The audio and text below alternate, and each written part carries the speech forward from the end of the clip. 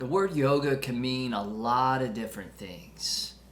Very often in the West in contemporary times, we often associate the word yoga with physical postures like downward facing dog, arm balances, inversions, and other super bendy pretzel-like positions.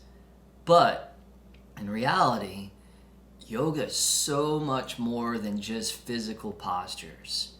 In this video, we're going to explore the 5 traditional paths of yoga.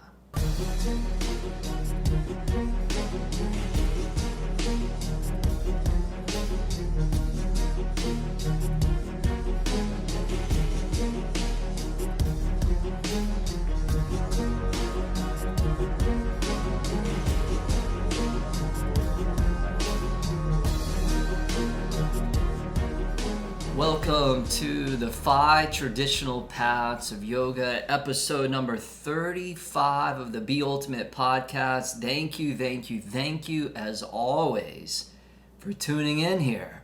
We're now at about 40,000 total downloads on the podcast since we began earlier this year in 2019, and also thousands, tens of thousands of views on YouTube. It's so awesome to see how much you guys are resonating with this material. So we're going to dive into something that I often teach in our 200-hour yoga teacher training, which is really to provide context as to what yoga is. And I think about yoga before I went to my first class and just the stigma that I had about yoga. And I went to this class with this phenomenal teacher named Govindas, and I know sometimes Govindas actually listens to the podcast. So if you're out there somewhere listening, much love to you, brother Govindas. Can't imagine my life without this individual. So his first class was amazing because it really shattered this crazy illusion as to what I thought yoga was. I think that I felt like it was something that wasn't accessible to most people, that it was about bending your body into these uncomfortable positions and wearing weird clothing and if you're a guy, like having a long beard and just all sorts of weird stuff. But the reality is that it couldn't have been more accessible. And I was fortunate to, again, get to practice with a great, phenomenal teacher. But the class was amazing on all levels. It was physical, it was strong, it was tough, but you also had permission to find the place and the poses that really felt right for you. And the way that it was delivered was strong, but also it was balanced with sensitivity. It was powerful, but there was also a certain element of gentleness to it. And at the end of the class, our teacher Govindas, he sang for about 5 minutes or so a Shavasana lullaby, these old Sanskrit mantras. And that really, really just took me to a whole other level. The physical practice was amazing, but the spiritual components that were brought into it is something that I'll never forget and still inspires me to this day. I was also fortunate to get to go to India. I've now been to India 3 times, but my first visit was with Govindas and his teacher Radha. We did a yoga retreat in Goa, and after our 10-day retreat in Goa, we went to Vrindavan, which is in the northern part of India, a couple of hours outside of Delhi. And Vrindavan is one of these pilgrimage cities, these ancient cities that people go to. And Vrindavan is said to be the place where Krishna, the Lord of Love, taught his practices. And there's a lot of stories about Krishna in Vrindavan and the areas around Vrindavan. And the thing that really struck me when I went to Vrindavan and really many different places of India was I never saw anybody in a downward facing dog. I never saw anybody doing physical yoga, but yet this is where yoga came from. It came from India. India was the motherland of all things yoga. So what I learned is that yoga in India and yoga to millions of people has very little, if nothing, to do with physical postures, and so much more to do with other things, which we're going to explore and unpack now within this video about the 5 traditional paths of yoga. Before we get into those 5 different paths, it's helpful to know what is yoga. Because this word yoga means so many different things to so many different people, and it's really this multifaceted, multi-dimensional word.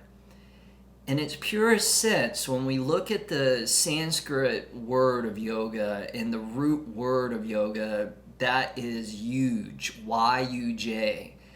And yuj means to yoke or to unite. To yoke or to unite.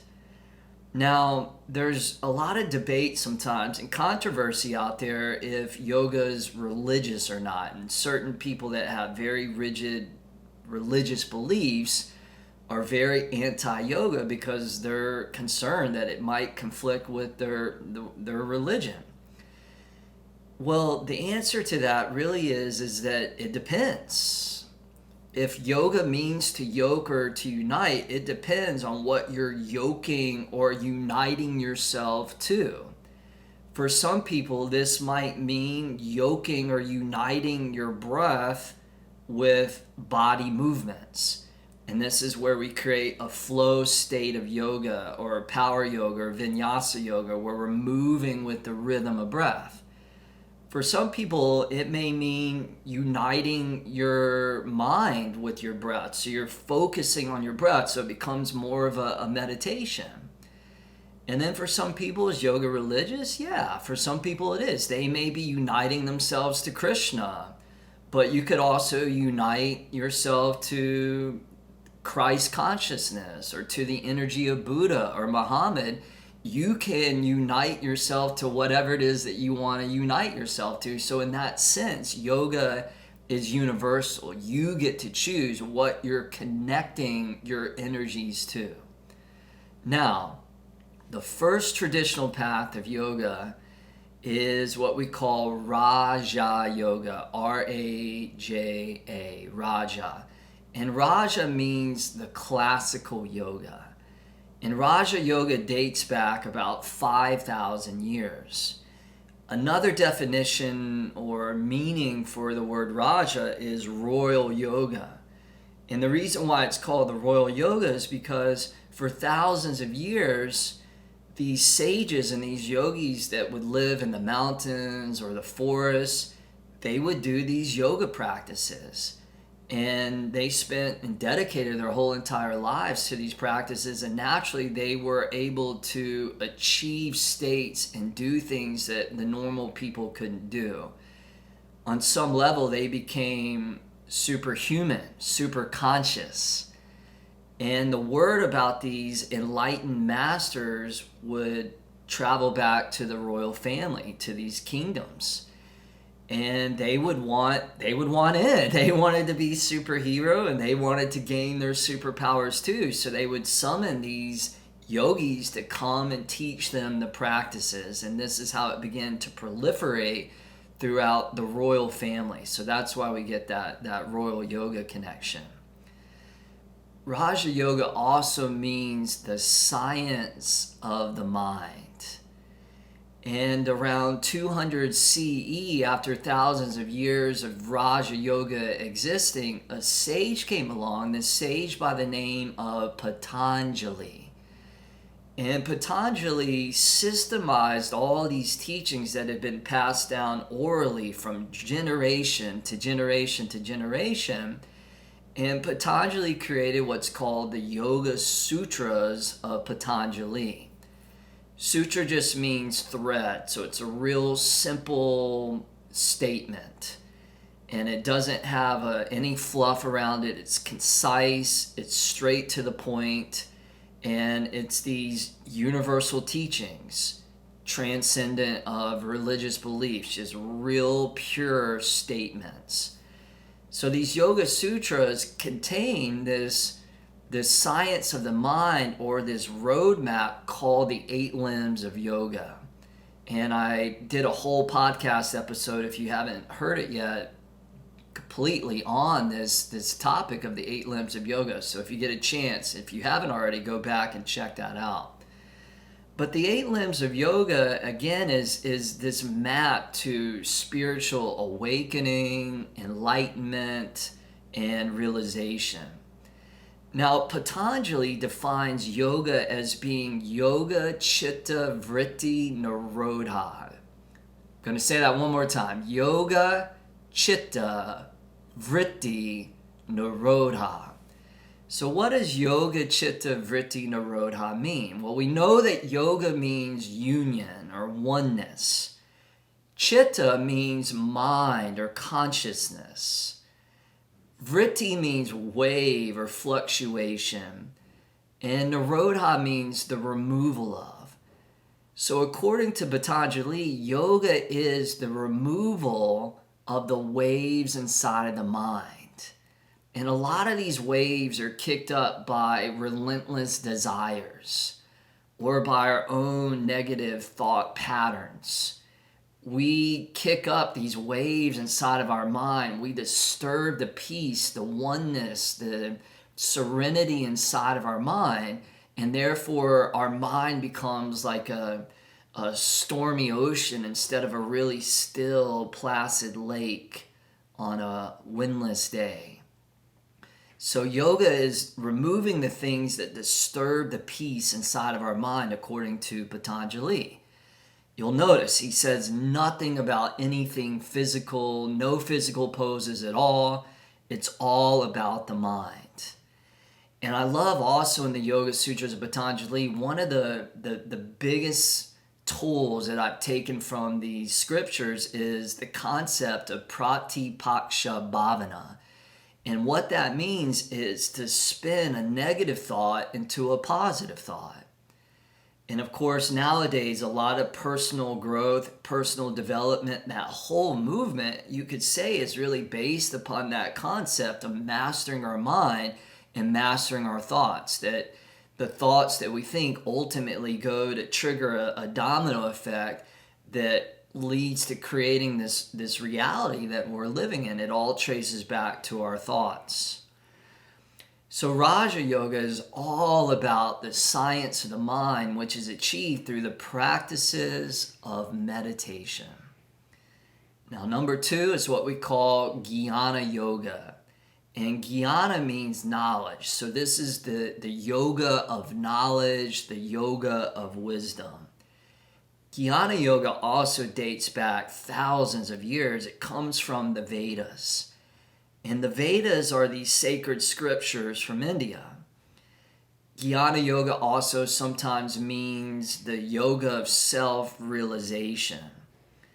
So what that means is that we realize that who we really are on a deeper level is not this separate form, disconnected from other people, from the world, from nature, from the universe.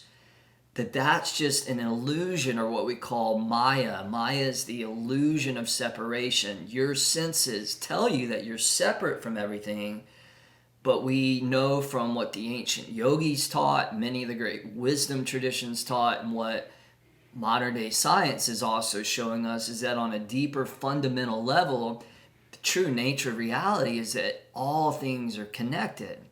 Subatomically, everything is just a field or an ocean of energy. So we realize that we're actually connected to the very fabric, that we're woven into the very tapestry of all things everywhere. So we achieve this through philosophical reflection, contemplation, deep thinking, which of course is becoming more and more less prevalent these days. You know, we're so distracted by news and media, technology, our phones, that a lot of us, we're not taking time for deep thinking, where we're stepping away from this onslaught of stimuli. In addition to philosophical reflection, we can also achieve jnana yoga through self-study. So we go and study ancient scriptures. We go and read these classical texts that has the information, that has the knowledge encoded within it that can help us awaken and become realized. And then lastly, just like Raja Yoga, we can find Jnana Yoga through the practices of meditation. Now, an example as, for me, a modern day Jnana Yogi would be Albert Einstein. And you think about Albert Einstein, who dedicated his whole entire life to studying science and figuring out these laws of the universe. How does the universe really work? And he would use his mind. He would lock himself up into these rooms for days on end, and he would just focus and study and write out all these different equations. And through that deep penetrating focus and concentration, these hidden laws of the universe became revealed to Einstein and therefore to the rest of the world. Albert Einstein says, "A human being is a part of the whole called by us universe, a part limited in time and space. He experiences himself, his thoughts and feeling as something separated from the rest, a kind of optical delusion of his consciousness. This delusion is a kind of prison for us, restricting us to our personal desires and to affection for a few persons nearest to us. Our task must be to free ourselves from this prison by widening our circle of compassion to embrace all living creatures and the whole of nature in its beauty." Such a beautiful, beautiful quote by Einstein. And again, it just speaks to widening our circle beyond our own limited self, our own limited ego and identity, and connecting to that field of oneness. All right, moving along. Number 3 is Karma Yoga. Those of you that are watching this on YouTube, you can see I wore my Karma Yoga shirt just to give a shout out to this third traditional path of yoga. Karma means the yoga of action. So Karma Yoga is really about the yoga practice of life. How are you functioning within all aspects of your life? And when we tap into this path of Karma Yoga, ultimately what we're doing is we're harnessing our thoughts, speech, and actions in a way that is of service to others. So it's about being selfless instead of being selfish. And there's a lot of research that's showing the more selfish we are. I just read a study recently that said that people that often suffer from depression use 3 words: I, me, myself. Those 3 words are about your own self. When you're always just thinking about yourself, you're going to get depressed. Because naturally, as human beings, we're meant to connect to others. We're meant to give to others. And when we give to others, it pulls us out of ourselves. It pulls us out of our misery. It awakens something deeper within us. So life is like a garden. You know, that's how you know that this knowledge that the yogis speak of is so true, because it exists in nature. When you plant seeds of benevolence in your life, then you create a benevolent garden. And on the other side of the coin, when you plant seeds of malevolence, you're going to create a malevolent garden. As you reap, as you sow, as you reap. What's that expression? As we reap, as we sow, right? So your life is just like that. What kind of seeds are you planting? And if you're doing and acting and speaking in a way that's harmful and negative and nasty and violent and critical and judgmental and divisive, then you're going to create suffering for yourself. This is what karma is. And we all have the capacity and the ability to choose what kind of seeds that we're going to plant in the garden of our life. What kind of life and world are we going to create? Now, an example of a great modern day karma yogi would be Mother Teresa. Mother Teresa said, "Spread love everywhere you go. Let no one ever come to you without leaving happier." Mother Teresa dedicated her whole entire life of being of service, of being selfless, never selfish. And she inspired millions of people and will inspire people for generations and generations to come because of that. And I think about this story as well that I heard about this man in New Jersey who lived in one of the bad areas of New Jersey. And one day in the afternoon, he looked in his mail and he got a stimulus check from the government for several $100s.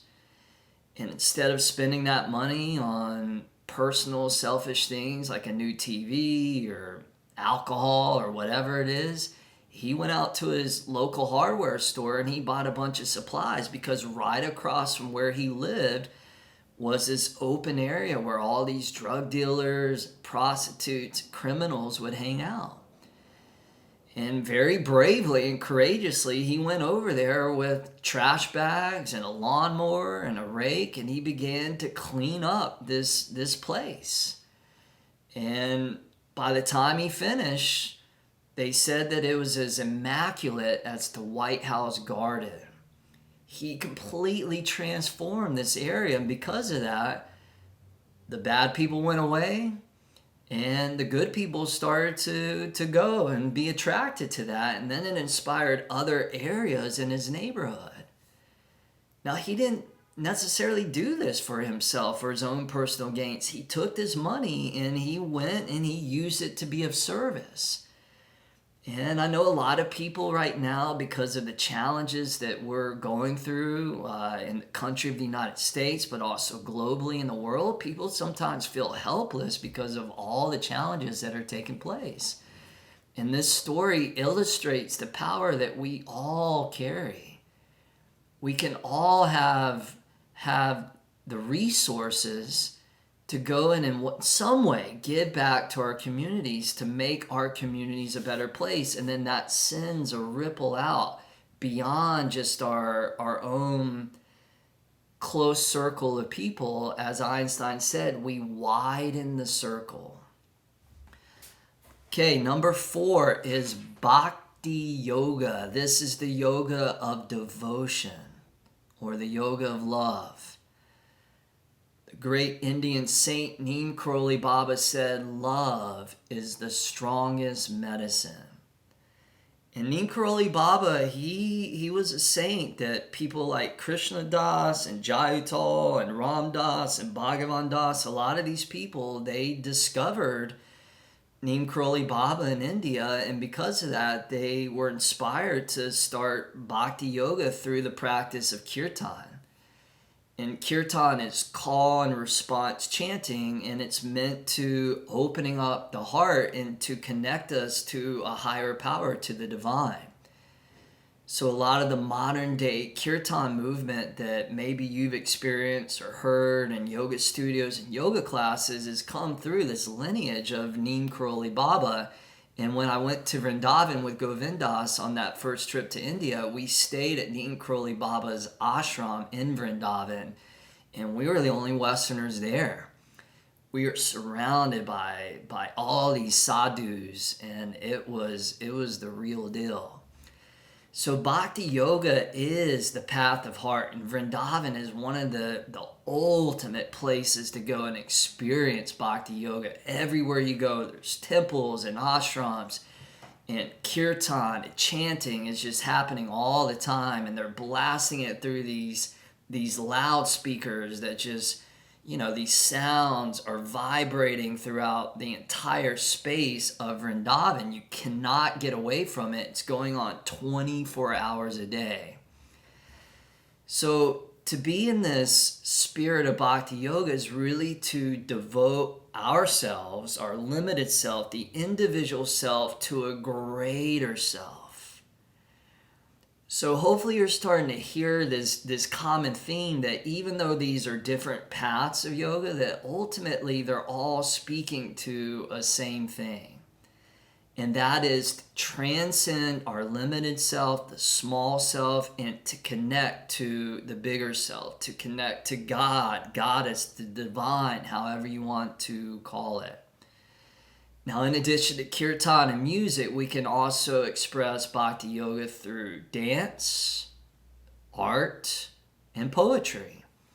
You think about somebody like Rumi or Hafiz and these poets that write this amazing poetry, and it's all an offering to a higher power. And when we do that, we open up our hearts. Our hearts become less tight, constricted, and much, much more vast and expansive. Okay, last, number 5 is Hatha Yoga, sometimes called Hatha Yoga, but TH is a voiceless D. So the correct way of saying it, Hatha Yoga, and this is the physical yoga. Sometimes Hatha Yoga translates into sun and moon. One of my teachers, Annie Carpenter, she used to say Hatha Yoga means to strike with force. And I really like that definition, because what do we do in a physical yoga class? It's almost like a blacksmith putting iron into the fire. We get the iron and the metal in the fire, we warm it up, we heat it up, and then we start to mold it and bend it into all these different positions. And this is kind of what we do in a power yoga class. We get that body really warm, and then we start bending the body and moving the body in all these different directions. So Hatha Yoga is about balancing these opposing but also complementary forces of nature. In Taoism, these two forces are called yin and yang. Some branches of yoga, this is called Shiva and Shakti. So the male and the female energy, that we want to balance those, because this is how we create real strength and wholeness. It's finding the synergy between those two, coming together and working together instead of working against each other.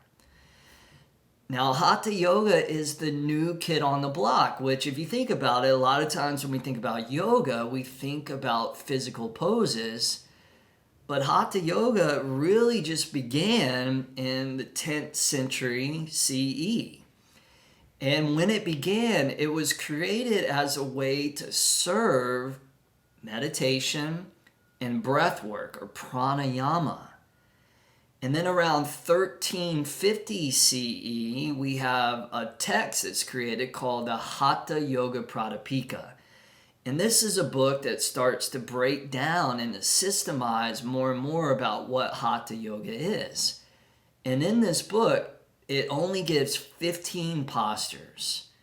And out of those 15 postures, 8 are seated, 7 are non-seated poses. So in the beginning, only 15 poses, not a big library of postures. Most are seated because, remember, Hatha Yoga was created to support meditation. Then in the 1600s, we have another text that's created, and this is called the Jarana Samhita. And in the Jarana Samhita, there's now 32 poses. We've gone from 15 to 32, so we've doubled the library of poses.